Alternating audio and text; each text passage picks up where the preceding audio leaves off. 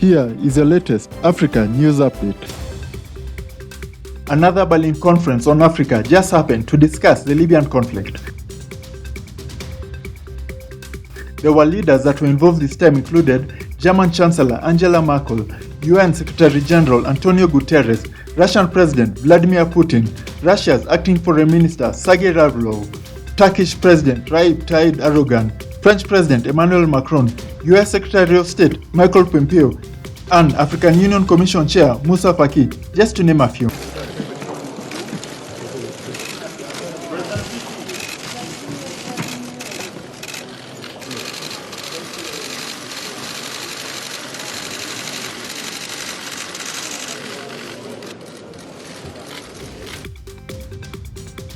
Listen to what these world leaders had to say. To try and bring about peace for Libya and for the Libyan people, fill them with hope. And I believe that this Berlin conference on Libya has given very good support to hopefully has given a very good support to the UN peace process and the roadmap that has been proposed time and time again by Antonio Guterres and Mr. Salameh, I believe in this way can be supported. You have always tried to find allies that is who have a permanent seat on the UN Security Council, plus those who play a very important role in the future of Libya. We invited 12 member states, 12 invitees, as the permanent members of the Security Council, plus Egypt, United Arab Emirates, Italy, Congo, Algeria, and we all were at one in saying that the European Commission, the European Council, the League of Arab Nations, and also the African Union, that we all believe that a political solution will be necessary. I think it has become very obvious over the past few weeks and months that there cannot possibly be a military solution to this conflict. This will only increase the suffering. Secretary General Dir Hassan, after having achieved the objectives that we staked out for this conference, we now have the key in our hands that will enable us to solve this conflict eventually. Now what we have to do is to use this key, put it in the lock and open this door, because we know only too well that the signatures that we have received today and the commitments we received today will not be sufficient. There will be a follow-up committee that will be set up and that will see to it that the commitments entered into will be translated into reality. It will be accompanied and supported by Hassan Salameh.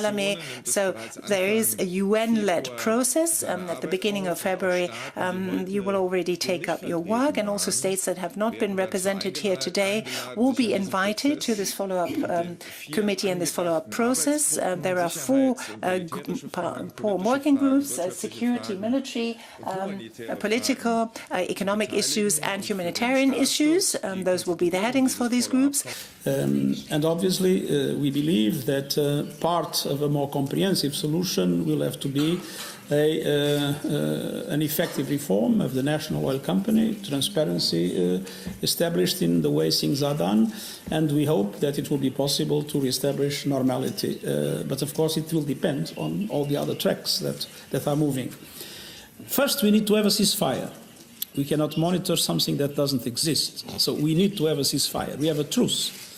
And one central question is that all the participants today committed to support the ceasefire and committed to put pressure on the parties to the conflict for a full ceasefire to be reached.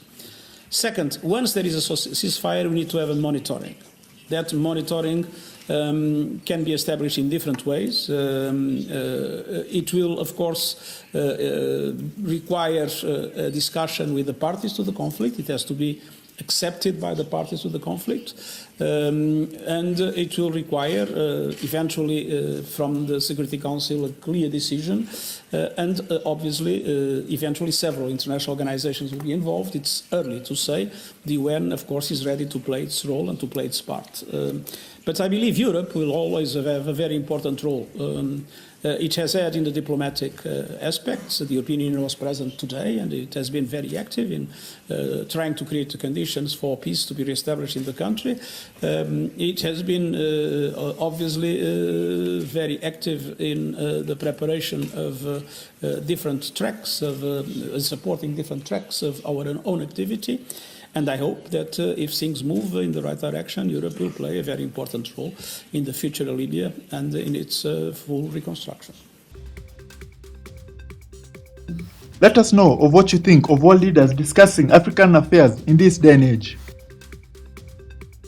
If you like informative and educational videos on Africa, make sure to like, subscribe, and hit the notification bell to catch all our latest videos.